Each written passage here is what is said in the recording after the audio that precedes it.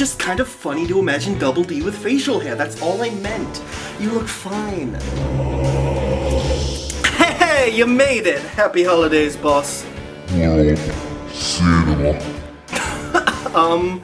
Well, yeah, there's that Dia de los Muertos one. I am glad you could come, though. I feel like this could be a good opportunity for us to bond a little more, you know?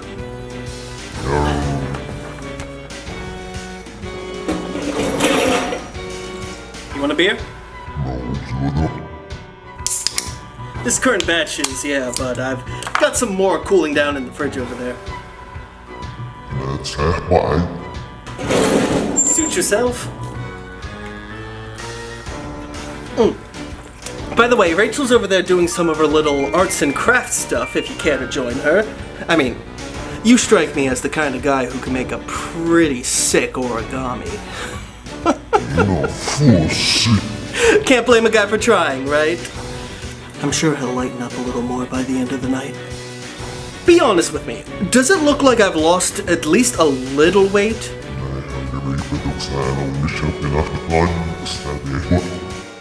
Fair enough. Oh, and by the way, don't feel embarrassed about not having a costume or anything, because, we've prepared a little something just for you.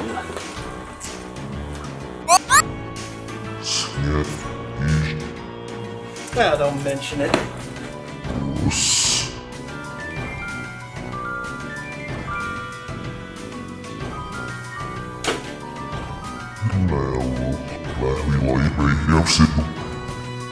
Well, yeah, I figured we could just chill for a bit.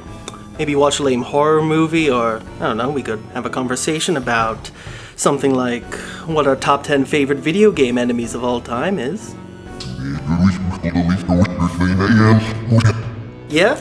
Well, you know, that David fella from the other night did, and I actually seem to get along pretty well with him, but, you know, we all have to make certain sacrifices for each other now and then.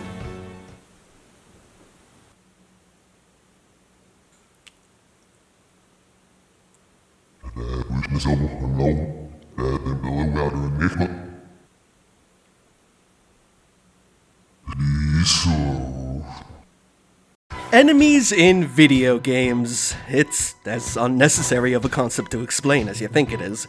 So, I figured I'd take this spooky time of year to talk about some of my favorite fiendish foes this medium has to offer. Let's make one thing clear though, this won't be including any monsters of the boss fight status.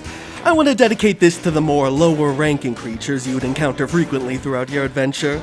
Now, the criteria for this list is going to be a little vague. The enemies I'm including here could be for a variety of reasons, whether it's for their visual design, interesting gameplay mechanics, a unique charm factor, or some combination of the three. And one last thing, I'm mostly keeping this one per franchise. I say mostly because I am making an exception for the Silent Hill series, because I'm a little Silent Hill fanboy and I love the creature designs of the first 4 games so much that I just want an excuse to talk about them more. And with that out of the way... Let's do this! Oh god damn it, who invited her?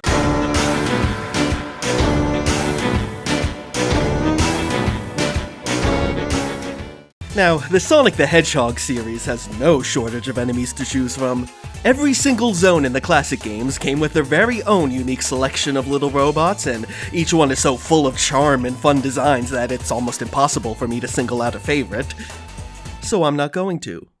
Instead, I'll be shifting my focus onto a more divisive game in the series. Yeah, that one. Yosh! As far as my opinions on this one go, I'll just say it's far from my favorite game, but I would be lying if I said I don't have some amount of fun whenever I play it. One of the complaints I do have with this game, though, would be with its enemy selection, because, oh boy, they are boring. Take off your rose-tinted goggles for a bit and just look at these guys. If they released enemy designs like this in a modern Sonic game, all of you would be complaining about how bland and generic they look. Don't even pretend like you wouldn't. With that being said, though, there is one enemy type I do like in this game, and It's when you get to the pyramid levels and all of a sudden, boo! Ghosts! Like, just ghosts. Hanging around, trying to attack you. No story explanation or plot significance, they're just there. Now, I know Sandopolis from Sonic 3 and Stupid Name also had a group of ghosts that appeared out of nowhere, but that tends to fit in more with the light-hearted, colorful tone of the classic games. Meanwhile, in Sonic Adventure 2's plot, Project Shadow was stolen from a military base located on the deserted island in the southern seas. This incident increased worldwide terrorist activities. And then there's just goofy cartoon ghosts that appear with no explanation, and yeah, I kinda love it. They mostly just exist to be a mild inconvenience in these stages, but they do have a fun design to them, and they're just a part of this game that's always stuck out to me.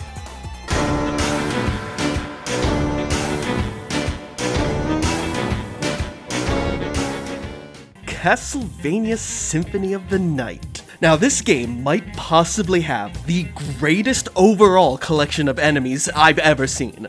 There is such a huge and vast variety of detailed creatures populating Dracula's castle that it's just insane. Even some enemies you might not think much of at first could turn out to have something very memorable about them.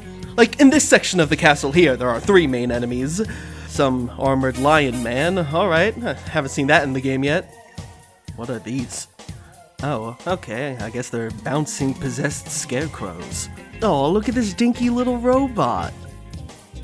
Oh. Oh! I knew I had to put one of these enemies on this list, and it was pretty hard singling one out. But I did. And let me tell you, it was not one I was expecting at first. But the more I thought about it, there has been one enemy that my mind always goes to when I think about this game, and that would be none other than the Owl Knight. Now, at first glance, they don't seem all that special. You're probably all thinking, seriously, Joe?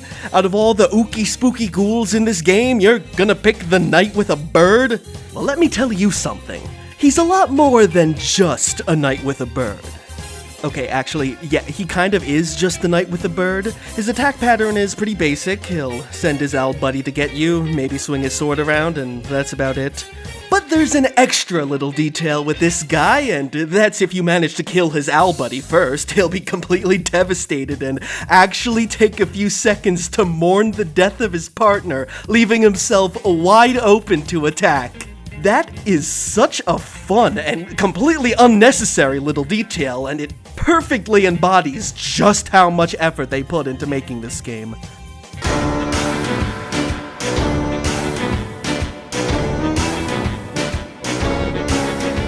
And here we come to our first Silent Hill entry on the list from none other than the 3rd game.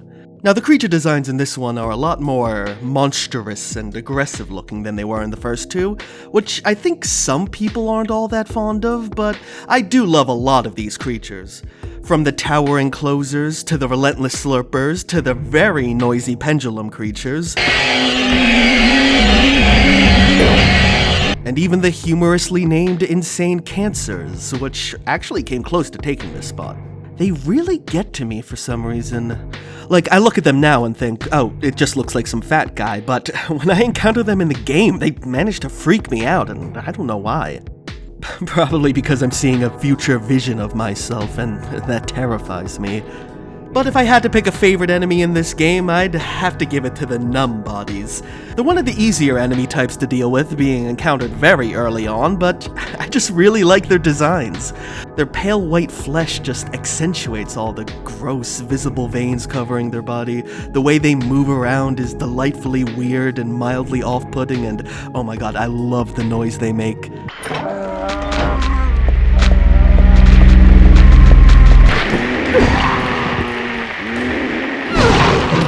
It sounds so unnatural, like some kind of demonic sheep. And the way they pathetically squirm around when you knock them over just hits that right level of unsettling but humorous.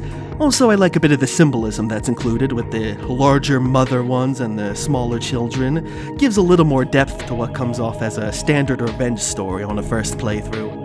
Again, not one of the more challenging enemies in the game, but spoiler alert, most of the enemies on this list aren't very challenging to fight. Probably because, I don't know, I'm not very good at video games.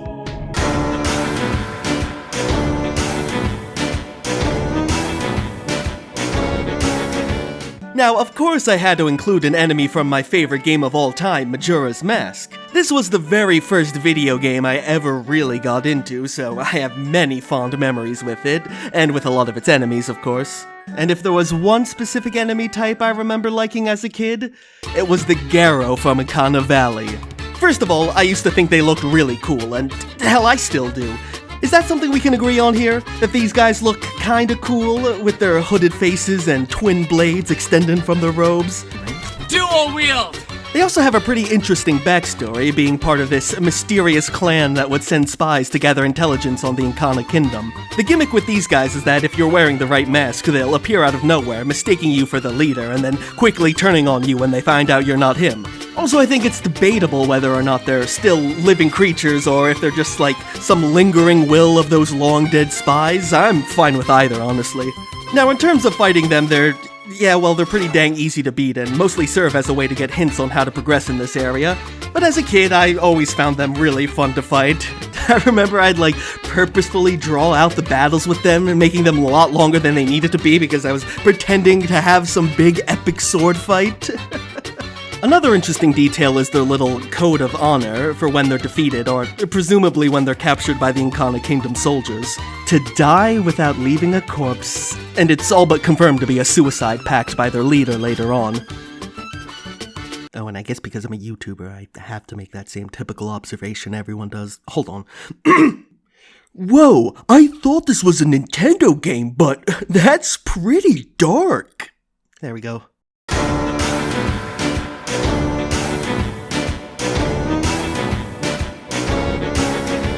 The Metroid series, beloved by many for how they instill this feeling of true isolation on these atmospheric alien worlds, and... Okay, I won't beat around the bush anymore, it's exactly what you think it is.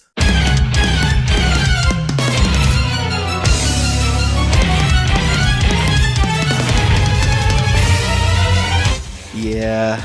I wanted to be all unique and original by picking some more obscure creature to prove how I'm not like other girls, but I can't help it. Metroids are really cool. Their designs are so simple, but very effective. Just one look at those teeth with that mouth, and yeah, you know that's something you don't want to be getting anywhere near. Unlike the previous enemies on this list, these things can actually be a force to be reckoned with. The way they latch on and slowly drain the life from you while you're desperately dropping bombs to get them off is just anxiety-inducing. There's also the fact that they're practically invulnerable, except for one specific weakness, and that is to the cold. I always liked this little detail because it just makes you feel kinda cool. Especially when you're seeing other people and creatures falling victim to the Metroids, it's like, yeah, they're not clever enough to know how to fight these creatures, but I am. Now, there's also the evolved forms like Zeta and Omega Metroids, but I kinda don't like them. They just feel far too removed from what made the original Metroid special, and in turn come off as more generic. Like, this right here looks like a genetically engineered creature that could potentially be weaponized by evil forces. These just look no different from any old beastie in these games.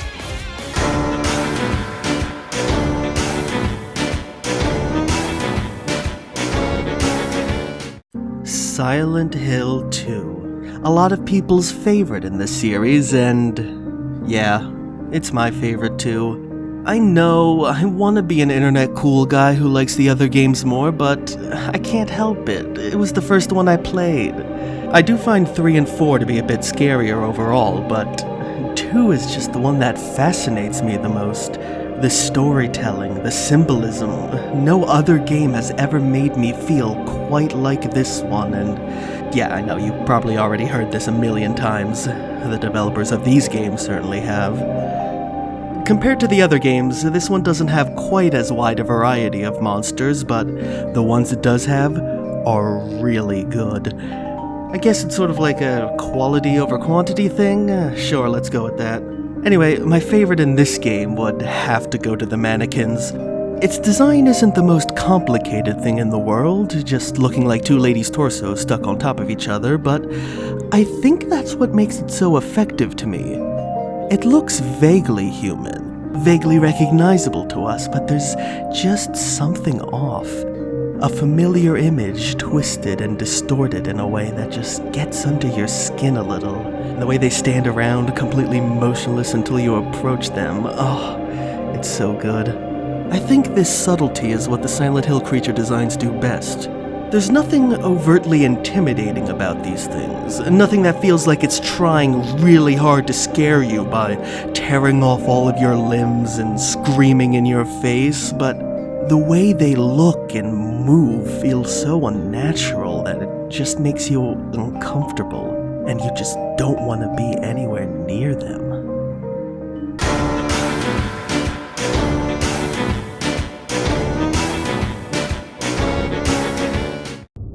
Resident Evil 4. Now stop. I know what you're thinking. And no, it's not the Regenerators. Don't get me wrong, I do really like the Regenerators. They're definitely the most horror game-like enemy in this more action-focused sequel. They certainly creeped me the hell out when I first encountered them, mostly because of that goddamn brilliant breathing noise. But it's just...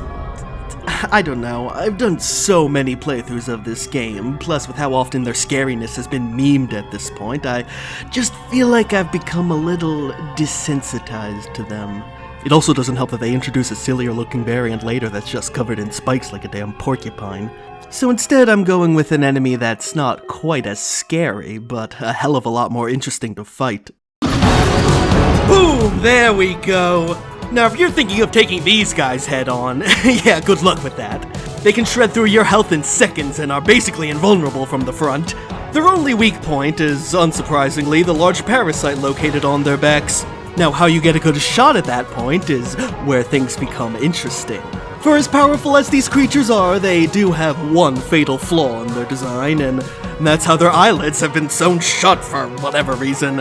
I'm not gonna bother questioning the methods of a psychotic little man that dresses like this. Anyway, so, yeah, they can't actually see you, but of course in turn they have a very sharp sense of hearing. In order to guarantee a clear shot, you'll have to lead them over to one area by creating some kind of noise and then quickly getting out of the way to position yourself.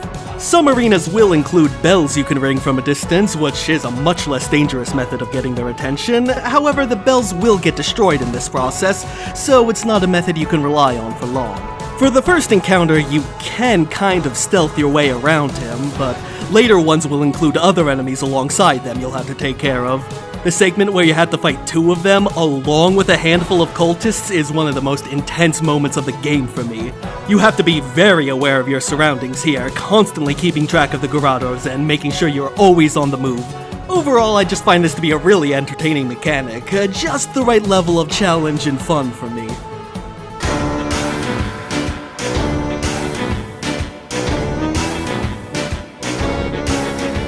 So Forbidden Siren 2 is a,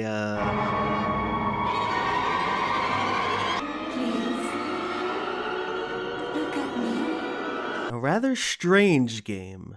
The Siren series is mostly known for its very interesting sight-checking mechanic, which allows you to see through the eyes of the enemies in order to better plan your movements and attacks and all sorts of things like that. Now, despite how much I love this mechanic, I can't exactly call myself a true fan of the series. I still haven't beaten the first one, and I haven't even played the PS3 one, but I've heard that one was kinda smelly, so I don't think I'm missing out on much there. The second game is often regarded as the best in the series, which, yeah, it kind of is, but unfortunately that one was never released here in America. However, there are, of course, quite a few methods of playing it here if you so wish to use them. The main enemies of the Siren series are called the Shabito, and they're basically zombies that still have some semblance of their original personalities and characteristics from when they were alive, and yeah, they can be pretty creepy.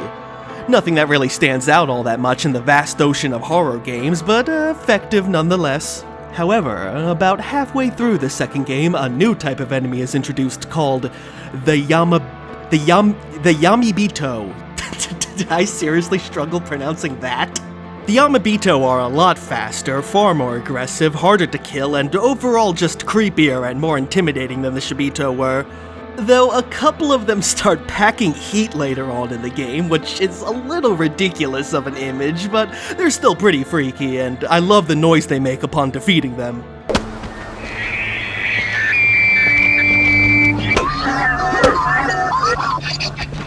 Now, if this was it, I might have considered them for a lower part on this list, an honorable mention at the very least.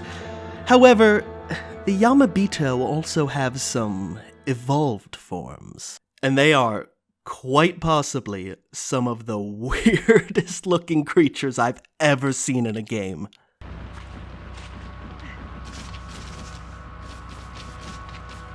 Oh, hey there. Okay, Joe, don't make a comment about the face or anything else. So, what brings you here, huh? What kind of music do you listen to? Oh, I'm sorry, do you have ears? Oh, no, I didn't mean it like that. Oh my god, this is already really awkward. I'm sorry. You probably could have guessed this, but I'm putting these on the list purely for their design alone. I mean, just look at these things. Have you ever seen anything quite like them in a game before? I certainly haven't. Now, to some people, they might look a little silly, and yeah, I totally agree. They remind me of the goddamn George Lopez villain from Shark Boy and Lava Girl. But, although I don't quite want to admit this, when I am by myself, with all the lights off, these creatures are very effective at their job, which is to make me piss myself.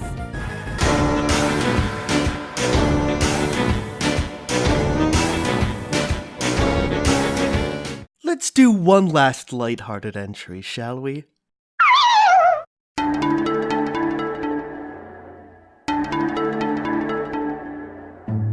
Where do I even begin?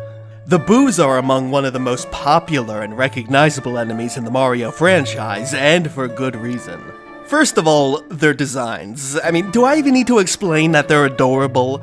Mario enemies tend to have such simple yet memorable designs that end up being super endearing, and the Boos are no exception. The amount of merchandise alone is a testament to how beloved these little guys are. With their round pudgy bodies, stubby little arms, their big goofy tongues, and that adorable little cackle of theirs. And then there's how they function in game. Almost everyone knows the Boo gimmick at this point. Turn your back on them, they'll slowly pursue you. Look straight at them, and they'll stop in their tracks. It's such an amusing concept, and can potentially lead to some decently tense little moments if you let your guard down. Not to mention the numerous other creative ways they've been utilized throughout the series, from forming intervention circles, to popping out of the floor, to chasing you down, and even creating illusions to deceive you. They're definitely one of the most versatile enemies in the series, and have a ton of potential for inventive uses in the future. And we can't forget to mention their utilization in Luigi's Mansion, being the main catalyst of the entire series, a tricky and slippery opponent to track down in the first game, and oh my god, I love the way you capture them in the second one. That is both hilarious and adorable. I could go on, but I don't think there's any need to really with these guys, and this video is long enough as it is.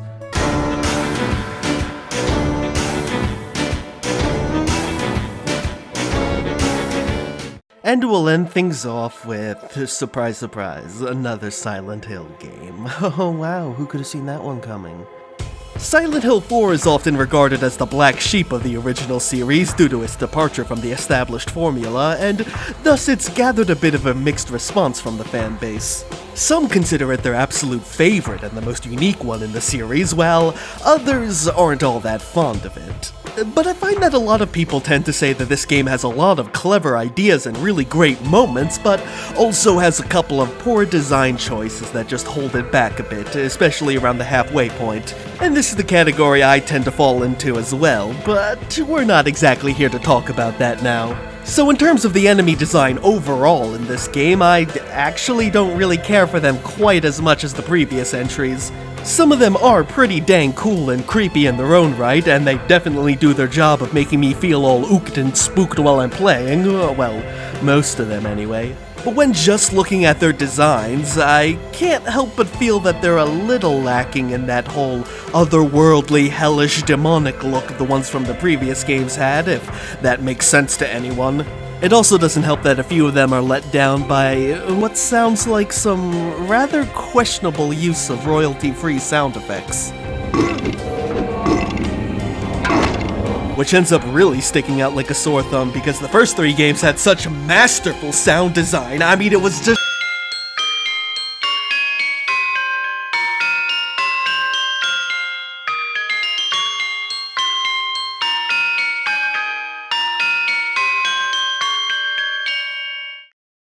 However, in spite of that, there is one specific enemy type in this game that, well, simply put, it scares me. Let me just remind you that people tend to respond differently to certain things in regards to horror. It's all very subjective. What scares one person might have absolutely no effect on someone else. And for me, personally, no other creature has affected me in the way that the twin victims have. There's just something about these things that make my goddamn skin crawl like nothing else whenever I see them. Of course, a large portion of it has to do with the use of baby heads. Not just one, but two, right next to each other. It's just, it gets to me. There is a specific story reason for this design choice too. These creatures are spawned from the subconscious of the psychopathic cultist Walter Sullivan and are a symbolic representation of a young pair of twins he murdered years ago. But yeah, take the two baby heads, give them a pair of long, creepy arms to stand on, covering them with a tattered, hooded robe.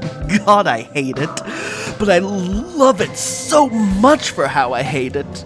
I'm placing them as my #1 video game enemy because I find them so brilliant that their design alone gets such a strong reaction out of me.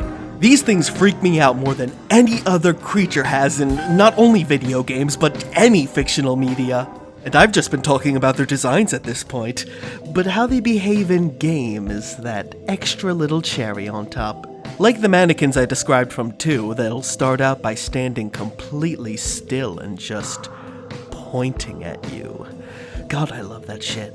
But as soon as you make your move to approach them, they'll just come darting towards you, and they are shockingly fast, giving me very little time to mentally prepare myself for having to get close to these things I'd rather not even be in the same room with. Now, what I'm about to talk about is something that might potentially hamper your experience if you wish to play the game yourself, so feel free to skip ahead to the time on screen if you want. But another thing I kind of like about the twin victims is the way they're sort of paced throughout the game. They throw a few at you decently early on to give you a good scare and make me piss myself, but after that they don't really show up for a good amount of time. Of course, the mere thought of possibly running into one again was enough to keep me on edge in every area. But eventually, enough time begins to pass, and I wonder if maybe they were just exclusive to that one prison dungeon.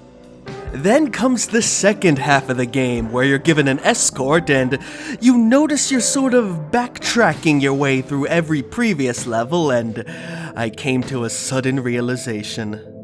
I'm going back to the prison, aren't I? And that feeling of dread just lingered over me throughout the rest of my playthrough, building and building. Then, when I got to the forest area again, I just knew that the prison was up next, just like how it was on the first time around. I realized I was gonna have to pull up my big girl pants and mentally prepare myself to face those baby-headed creatures again. Ah! Or they can show up early? Sure, why not? Yeah, I don't think so. No, I hate when you have to fight two of them. Wait, is that? Oh no. Ooh, we need to make some distance here. Yeah, no, I understand. I mean, if I was in this situation, I wouldn't want to take off my high heels either. Like, who knows what's on this floor? Ew! The only problem I can think of having with these guys is that I can't help but think that the noises they make are some sort of stock sound effect based on this game's repertoire. But honestly, these things could probably be making any noise and I'd still be freaked out by them.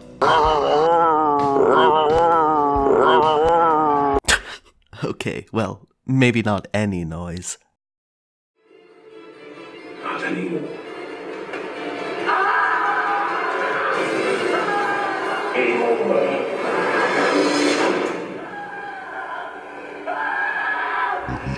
Game over.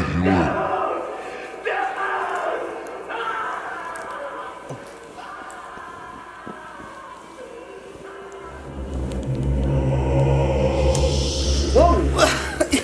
Yeah, I mean, like, there's that plot twist ridiculous? What a murder mystery, right? The killer could have probably turned out to have been a Chris Chan the whole time for all that it tied into the plot.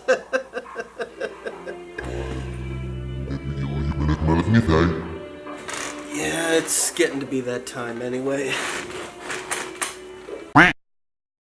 Whew, thanks for watching all of this. This was a video I was pretty excited and passionate about making, so I'd love to hear your thoughts about it and, you know, what you thought about my enemy selection and what are some of your favorite enemies and stuff like that. I think I stuttered there.